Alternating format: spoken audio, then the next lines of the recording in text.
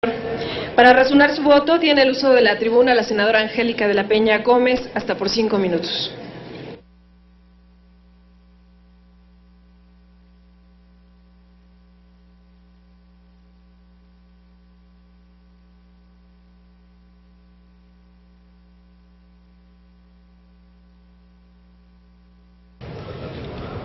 Con su venia, señora presidenta, señoras senadoras, señores senadores, el pasado 10 de febrero se publicó en el Diario Oficial de la Federación el decreto por el que se reforman, adicionan y derogan diversas disposiciones de la Constitución Política de los Estados Unidos mexicanos en materia político-electoral.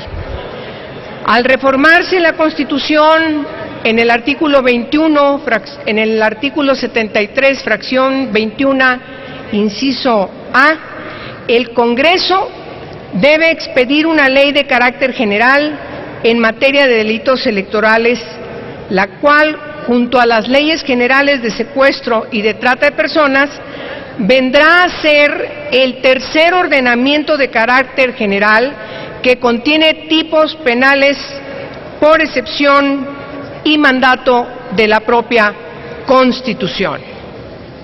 Con base en dicho decreto, el Congreso de la Unión cuenta con facultades para legislar a través de leyes generales sobre delitos electorales. En ese sentido, el artículo 2 transitorio mandata al Congreso a expedir una ley en materia de delitos electorales que establezca los tipos penales, sus sanciones, la distribución de competencias y las formas de coordinación entre la Federación y las entidades federativas, a más tardar, dice el mandato, el 30 de abril de 2014. Es decir, hoy en esta sesión estamos cumpliendo en tiempo y en forma. Como podemos observar, estamos frente a una reforma política que modificó sustancialmente el desarrollo de los procesos electorales en nuestro país. Es un cambio radical en el modelo de organización electoral de los últimos 20 años y que impacta de manera directa no solo en la forma y los procedimientos electorales, sino en el propio procedimiento penal electoral. Este dictamen expide una ley general de delitos electorales que habían sido apartados de las respectivas reformas electorales de los años 2007, 2008 y 2009.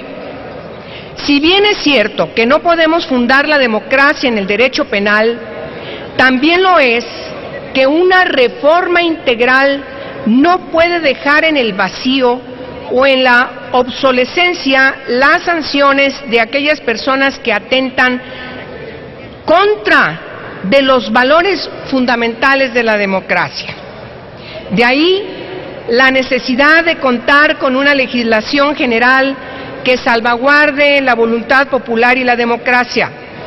No hay que olvidar, señoras y señores, que México lamentablemente es un país que cuenta con un largo historial de elecciones cuestionadas y con presunciones de fraudes electorales.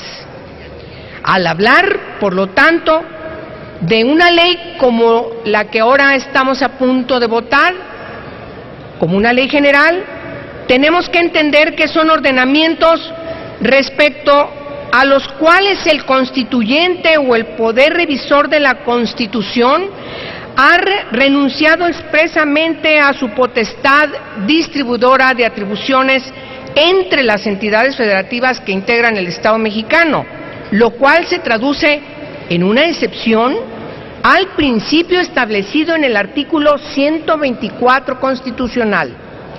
Además, estas leyes no son emitidas motu proprio por el Congreso de la Unión, sino que tienen su origen en cláusulas constitucionales que obligan a éste a dictarlas, de manera que una vez promulgadas y publicadas, deberán ser aplicadas por las autoridades federales, locales, del Distrito Federal y municipales. En el caso de los delitos electorales, a diferencia de otros delitos, su comisión no percibe como una afectación a la integridad física, al patrimonio o a la libertad de las personas.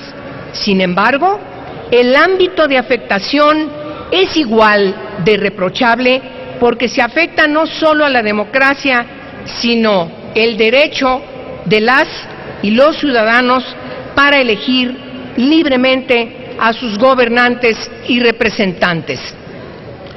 En la actualidad, parte de los delitos electorales no responden a las condiciones con las que actualmente se desarrollan los comicios en el país. Tan solo en las elecciones del 2012, el proceso federal fue inédito por el carácter concurrente que tuvo en 15 elecciones locales. De ahí la importancia de aprobar el presente dictamen para actualizar los tipos penales, los cuales, insistimos, suman ya 17 años sin modificarse. Es decir, que en todos estos años el título 24 del Código Penal Federal no sufrió reformas. Por cierto, hoy tiene que ser necesariamente derogado. En la actualidad, varias de las conductas ahí descritas son obsoletas, requieren, por lo tanto, de actualización, y ese es el sentido fundamental del dictamen que hoy vamos a votar. Por todo lo anterior, el voto nuestro, como ya ha sido expresado por mis colegas de mi grupo parlamentario, será votar a favor del presente dictamen. Sin embargo, insistiremos en incluir como conductas típicas aquellas que tienen que ver con sancionar no solo a servidores públicos, sino a aquellos líderes sindicales que obliguen a sus agremiados a votar a favor o en contra de determinado candidato, y no menos importante, sancionar la utilización de aquellos recursos económicos en la creación de estructuras paralelas de financiamiento o de personas morales. En ese sentido, anticipo que reservaré 3 artículos de este dictamen. Es cuanto y muchísimas gracias por su atención.